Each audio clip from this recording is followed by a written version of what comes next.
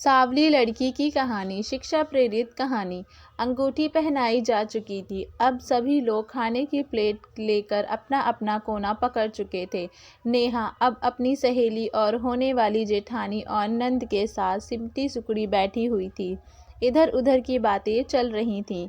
इतने में सासू माँ कमरे में आई और नेहा के पास बैठते हुए बोली, देखो नेहा, अब शादी में कुछ ही दिन बचे हैं, तो तुम धूप में कम निकलना। बेसन, दही और हल्दी का लेप रोज रात को लगाया करना, उससे रंग साफ हो जाएगा। नेहा ने हाँ में सिर हिला दिया। जब जेठानी चहकते हुए बताने लगी, हाँ, नींबू और टमाटर का रस लगाओगे तो रंग साफ हो जाएगा। देवर जी को गोरी चिट्टी लड़कियां पसंद हैं, मेरे जैसी, और खिलखिलाकर हंस पड़ी। फिर माहौल हल्का हो गया। खैर, धीरे धीरे शादी के दिन नज़दीक आने लगे।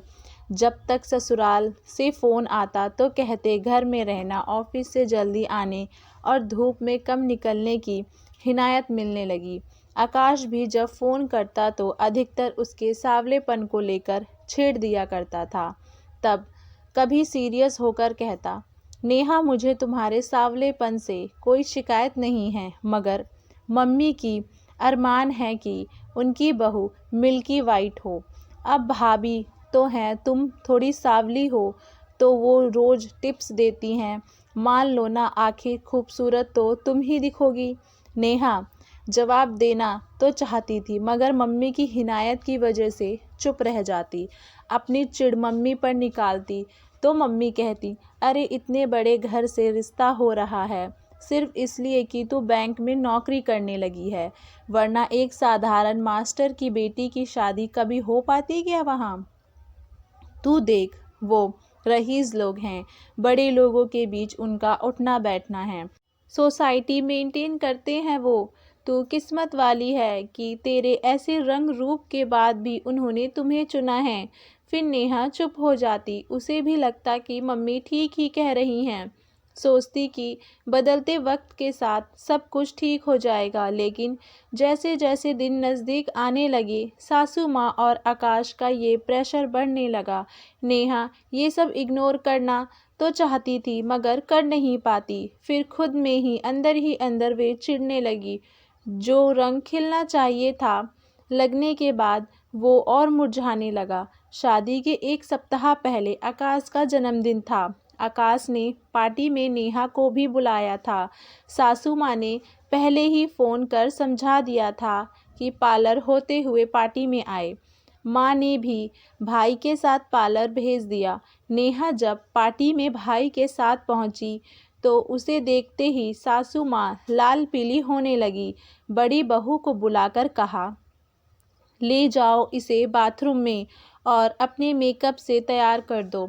मगर नेहा नहीं गई, वहीं खड़ी रही। सासू माँ के तलवे का गुस्सा सिर पर चढ़ गया और लगभग धक्का देते हुए नेहा को बोली, ना रंग है ना रूप, फिर तुम्हें किस बात का घमंड है? हमने अपने से नीचे घर में रिश्ता जोड़कर गलती कर दी। इतने में आकाश भी वहां आ गया, हल्का सुनकर, और नेहा का हाथ पकड़कर बाथरूम की तरफ भाभी के साथ बढ़ने लगा। नेहा ने धीरे से उसके हाथ से अपने हाथ को आज़ाद करवाते हुए वापस सासू माँ की तरफ बढ़ने लगी और उनके करीब जाकर बोली, हाँ, मैं साधारण घर से हूँ, मेरा रंग सांवला है, मुझे घमंड तो नहीं मगर गर्व है अपने आप पर। मैं अपनी कड़ी मेहनत से आज एक छोटे से मुकाम पर हूँ। और हाँ, मेरे घर वाले आपके जैसे रईस तो नहीं हैं, मगर उनमें इतना संस्कार तो है कि इंसान को इंसान समझें, उन्हें रंग रूप के आधार पर तौलते नहीं हैं।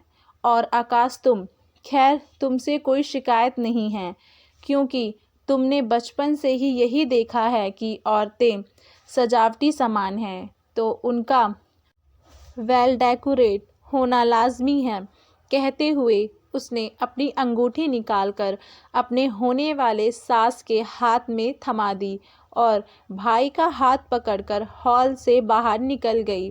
एक आज़ाद हवा की झोंके की तरह। आशा करती हूँ आप सभी लोगों को हमारी ये कहानी अच्छी लगी होगी। अगर अच्छी लगी है तो हमें नीचे कमेंट में अपनी राय ज़रूर बताइएगा और हमारे चैनल वाणी वॉइस को लाइक शेयर सब्सक्राइब करना ना भूलें।